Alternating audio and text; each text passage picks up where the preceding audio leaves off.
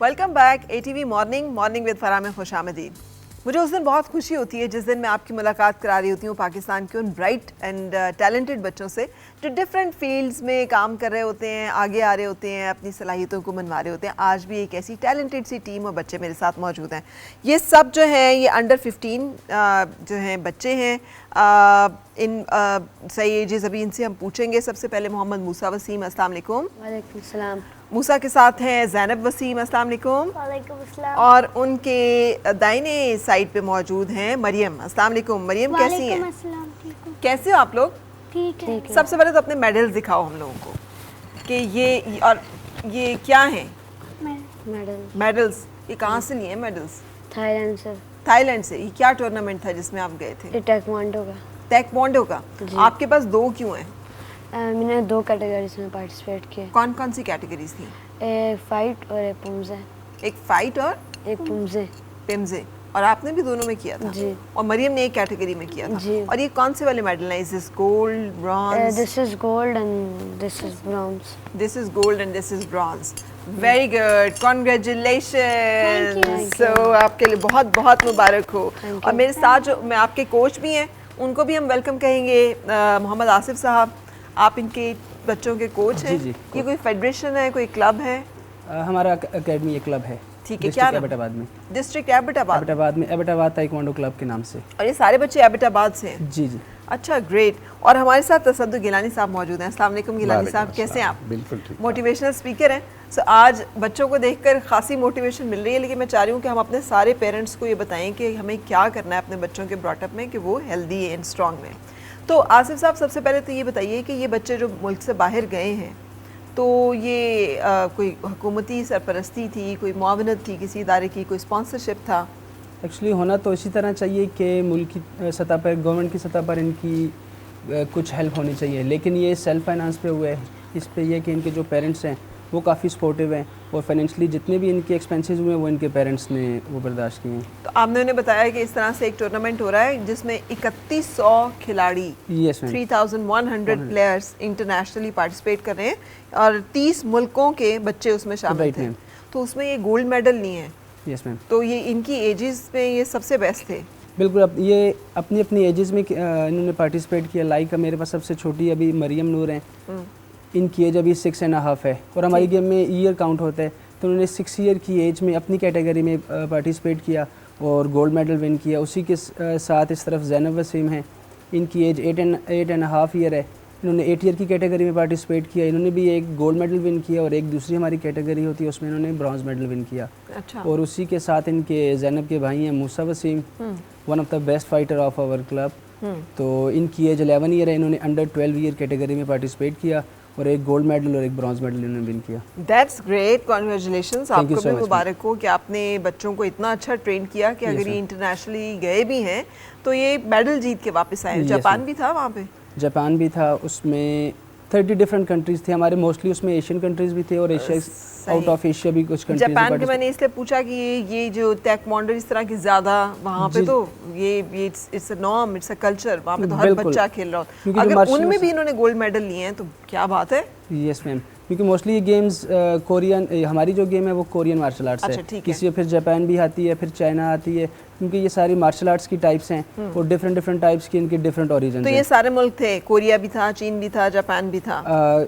Korea and China नहीं थे, इसमें जापान भी था, फिर इसमें Malaysia, Indonesia, Philippine, Thailand, India, Sri Lanka, जो हमारे ये साउथ एशियन कंट्रीज तो सारे थे। ये सारे थे। अच्छा गिलानी साहब, बहुत ज़रूरत है कि हम आजकल ये बात करें पेरेंट्स से, जबकि इतनी महंगी फीसें देकर, इतने महंगे पढ़ाई करवा कर भी बच्चे जो हैं वो डिप्रेस होते हैं, स्ट्रेस्ड आउट होते हैं, परेशान होते हैं, उन्हें समझ नहीं आ रही होती कि उन्हें क्या करना चाहिए। सो आप क्या सजेस्ट करेंगे कि कैसे इस एज से बच्चों को वो देखें ताकि उनके अंदर एंग्जाइटी और इस तरह की चीज़ें डेवलप ही ना हो? अच्छा फरा, मैं एक चीज़ पहले हाईलाइट कर दूं आपका जवाब देने से पहले, वो ये है कि स्पोर्ट्स हो, तालीम हो, बहुत सारी चीज़ों में ना आपको हमारे यंगस्टर्स आउट क्लास करते नज़र आते हैं वर्ल्ड लेवल। तो that is a huge talent.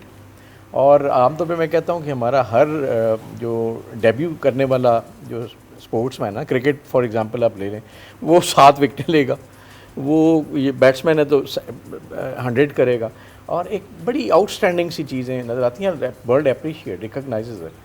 अच्छा, उसके बाद ये होता है कि जैसे ही वो मतलब उस फील्ड में थोड़ा सा आगे मूव करते हैं तो देन दे फेस चैलेंजेस, और ज़्यादातर चैलेंजेस वो साइकोलॉजिकल चैलेंजेस होते हैं। तो हमें, मेरा ख्याल है, जैसे चाइना में आप देखें ना, China is growing in supports, US ने तो बहुत इस पे डोमिनेट किया। उसकी रीज़न ये है कि दे पिक अप पीपल, और वो उनको पता होता है कि इनको हमने, ये जैसे नेचुरल टैलेंट है, इसको हम आगे कैसे लेके जाएं कि इस मैदान में ये हम इन चीज़ों को करते रहें। तो अनफॉर्चुनेटली मैं ख्याल यहाँ पे हमें इस चीज़ की कमी है। स्पोर्ट्स बोर्ड्स हो जाएं, गवर्नमेंट की ख्याल नहीं, यकीनन कमी है।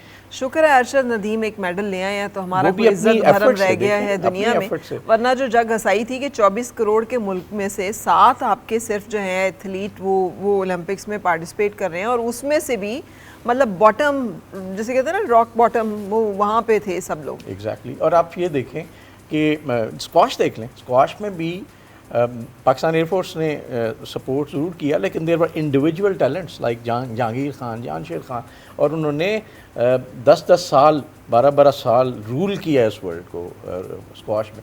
तो इंडिविजुअल टैलेंट इज़ देयर। जैसे मैंने आपका, मैं इनसे भी ये रिक्वेस्ट करूँगा, हम हमेशा कहते हैं कि हमें गवर्नमेंट की सरपरस्ती चाहिए। भाई अभी नहीं मिलेगी, मेरा ख्याल है मिलेगी भी तो प्रॉब्लम होगा, लेकिन ये जो आप कर रहे हैं ना, इससे बहुत बड़ी कॉन्ट्रीब्यूशन है कि आपने उसको आइडेंटिफाई किया और इस तरह किया। और अरशद नदीम का भी आप देखें, वो अकेला वो जाके वो अब स्कूल के ग्राउंड में मतलब दिन रात मेहनत करता था। तो अपनी जो इंडिविजुअल, जो आपकी अपनी एफर्ट है ना, बड़ी काउंट करती है, इसको never give up on that. बिल्कुल सही। अच्छा, तो दूसरी बात ये है, और ये टैलेंट ऐसा है कि इसको थोड़ा सा हम अगर स्ट्रीमलाइन कर दें, गवर्नमेंट के लिए मैसेज है, इदारों के लिए मैसेज है, प्राइवेट सेक्टर के लिए मैसेज है कि इनको आप ओन करें। आप देखें दुनिया में कितने कमाल आप करते हैं इंशाल्लाह। और दूसरी बात जो आपने पेरेंट्स की, अच्छा पेरेंट्स के ना आजकल बहुत सारे चैलेंजेस हैं। फ़र्क, पहले कंबाइंड फैमिली सिस्टम्स होते थे तो बच्चों को वक्त देने के लिए किसी न किसी के पास टाइम होता था, मतलब दादा हो गए या फैमिली के और मेंबर्स हो गए। अभी प्रॉब्लम ये है कि पेरेंट्स वर्किंग पेरेंट्स हैं, बाप बाहर कमाई कर रहा है या दोनों कमाई कर रहे हैं, या ये है कि माँ घर में किचन में, तो उनके भी अपने चैलेंजेस हैं। अच्छा, इस दौरान वो जो ग्राउंड्स होते थे ना, वो जो हर मोहल्ले में एक एकेडमी छोटी सी होती थी, लोग बच्चे रोज़ शाम को निकलते थे, वो कल्चर हमारा ख़त्म हो गया। अब स्कूल के अंदर ग्राउंड नाम की कोई चीज़ नहीं होती।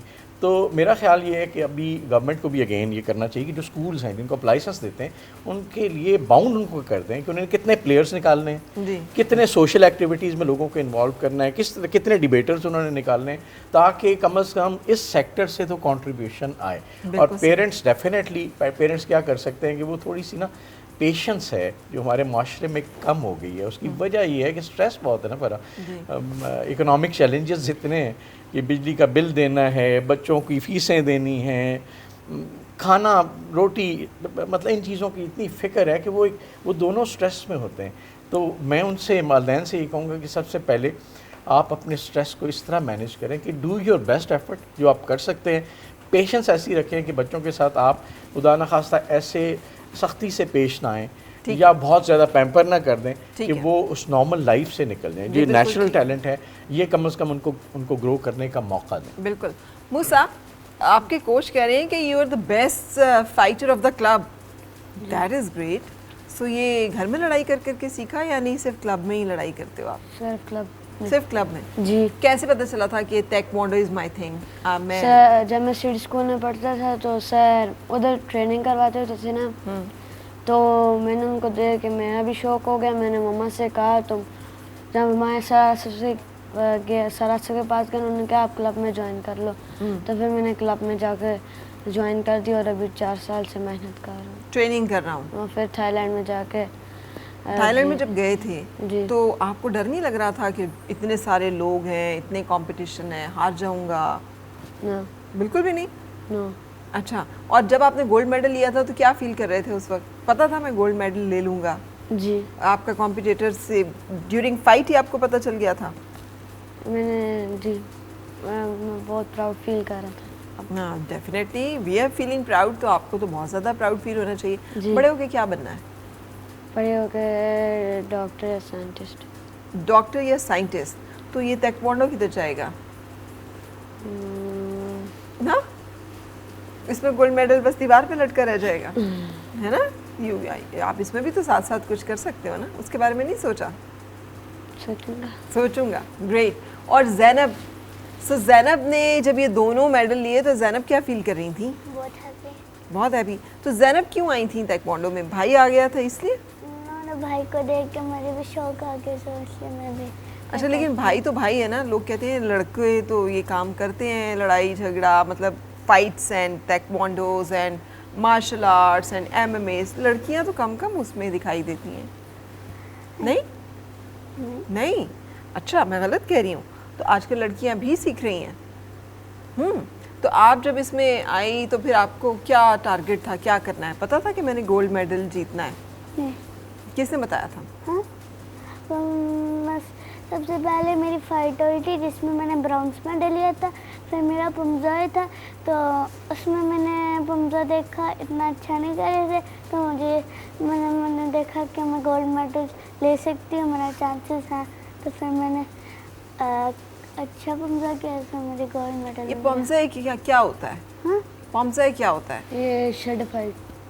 ये क्या होता है? Shade fight. ये मेरा कोच से आपके समझते हैं। ये 2 मेडल्स हैं इनके पास। एक्चुअली हमारी ताइक्वांडो में 2 कैटेगरीज होती है। एक होती है क्योरोगी, वो होती है फाइट, जिसमें 2 प्लेयर्स आपस में फाइट कर रहे हैं, उसमें जो भी उनका रिजल्ट होता है वो विनर्स होते हैं। एक हमारी कैटेगरी होती है पुमजे। पुमजे एक्चुअली कोरियन लैंग्वेज का वर्ड है, इसके मीनिंग है शेडो फाइट। ठीक है। लाइक आपने अक्सर मूवीज़ में या किसी जगह भी देखा, कोई सेल्फ प्रैक्टिस कर रहे हैं, different actions, blocks, punches, kicks वगैरह, कुछ ये प्री डिफाइंड स्टेप्स होते हैं, उन प्री डिफाइंड स्टेप्स को परफॉर्म करना होता है, लाइक डेमोस्ट्रेशन। ठीक है। और हमने प्री डिफाइंड हमारे स्टेप्स हमने एज इट इज़ उनको उतनी अच्छी तरह परफॉर्म करना है। फिर उस पर इनकी जजिंग होती है, स्कोरिंग होती है, उस पर जो प्लेयर अच्छा परफॉर्म करता है वो विनर होता है। अच्छा, तो जो मूसा के ये दोनों मेडल हैं, इसमें से पुमजे में ब्रॉन्ज है? मूसा का पुमजे में ब्रॉन्ज है और फाइट में इसका गोल्ड मेडल। फाइट में gold medal, because he is a good fighter, that's why he won gold medal in fight category. And Zainab is good in poomsae, so that's why she won gold medal in poomsae and bronze medal in fight. और मरियम? मरियम, ये हमारे पास new talent है। मूसा और ज़ैनब तो हमारे पास more than 4 year से training कर रहे हैं, तो मरियम का एडिशन हुआ है लास्ट 3 to 4 मंथ में। ठीक है। तो मरियम ने भी फाइट में लिया ये मेडल? मरियम ने फाइट में। मरियम, आप सबसे छोटी हो, तो फिर आपको जब ये ट्रैवल करना था तो अम्मी अब्बू थोड़ा डर नहीं रहे थे कि इतना दूर जाना है, कैसे जाएगी, क्या करेगी? नहीं? क्या आपने ज़िद ज़्यादा कर ली थी? ज़्यादा ज़िद की थी कि मैंने ज़रूर जाना है? फिर आप अकेली गई तो अपना बैग खुद पैक करती थी, खुद कैरी करती थी, वहाँ जाके अपने कपड़े निकालने, क्या पहनना है क्या नहीं करना है, सब कुछ खुद करती थी। Very good, so you are very independent. So अब आपको स्ट्रेस नहीं था जब आप फाइट के लिए जाने लगी थी? बिल्कुल डर नहीं लग रहा था? नहीं। आपको ये खौफ भी नहीं था कि मैं हार जाऊंगी? मुझे बिल्कुल नहीं था। बिल्कुल नहीं था? थोड़ा ऊंचा बोलोगी, मुझे सुनाई कम दे रहा है। मुझे बिल्कुल नहीं था। बिल्कुल नहीं था? क्यों? बस। अच्छा, शुरू से ही आप ऐसी हो? तो आपको ये फाइट में कैसे आई? आपने ताइक्वांडो क्यों करना शुरू किया? पहले मैंने भी स्कूल में स्टार्ट किया था, फिर मैंने क्लब ज्वाइन किया। ठीक है। तो अब मुझे सारे बच्चे ये बताओ मिलके कि पढ़ते किस वक्त हो और ताइक्वांडो के लिए किस वक्त जाते हो? मरियम पहले। मैं रात को पढ़ती हूँ और सुबह क्लब जाती हूँ। कितनी देर के लिए आप जाती हो क्लब में? 3 to 4 hours. So that will be शाम के वक्त है ना? स्कूल से जब आप आती हो, कितने बजे आती हो स्कूल से? 2 o'clock. 2 बजे। फिर उसके बाद खाना खाती हो, फिर उसके बाद कितने बजे चली जाती हो क्लब? 4 o'clock. 4 बजे। वहाँ से कितने बजे वापस आती हो? 7 बजे 6 बजे, है ना? तो उसके बाद तो आप बहुत थक गई होती होगी ना? तो फिर होमवर्क हो जाते हैं, ग्रेड्स ठीक रहते हैं? जी। तो वो ये तो नहीं होता कि स्टडी में टीचर्स परेशान हो रही हों कि नहीं। ये नहीं भाई, आप लोग तो बड़े ज़बरदस्त टाइम मैनेजर्स हो, क्या बात है आपकी। Thank you. सो मूसा के से भी हम जानेंगे सारा कुछ, लेकिन मुझे ब्रेक पहले लेनी है। एंड आई एम श्योर कि हम सबको मिलकर ऐसे बच्चों को ज़रूर अप्रिसिएट करना है जो देखें खुद से एफर्ट्स इनकी फैमिलीज़ और ये लोग कर रहे हैं, और पाकिस्तान की एक रिप्रेजेंटेशन वहाँ पे होती है। किसी को तो नहीं मालूम कि इनको किसी ने स्पॉन्सर नहीं किया हुआ, ये गवर्नमेंट लेवल से नहीं आए हुए, इनको किसी ने टिकट भी नहीं दिया, कोई स्टे भी नहीं दिया, सब कुछ जो है वो पेरेंट्स से फंडेड है। लेकिन पाकिस्तान का नाम उन ममालिक की फहरिस्त में आ जाता है जहाँ से नौजवान और बच्चे जो हैं इस तरह के खेलों के मुकाबलों में पार्टिसिपेट कर रहे हैं। बहुत ज़रूरी है, जैसे अभी आसिफ साहब कह रहे थे कि स्पॉन्सर्स आएँ इसके लिए, डोनेशंस दें लोग इस तरह के कामों के लिए जो हम दे रहे होते हैं ना, और बहुत सारी जगहों पे उसके साथ साथ ये जगह भी हैं जहाँ पर कि हमें अपने जो भी डोनेशंस हैं उनको इन्वेस्ट करना है। ब्रेक के लिए रुकते हैं, फिर आपसे मुलाकात। और मिलके गुनगुनाए हैं गुमशुदा जो खुशियाँ।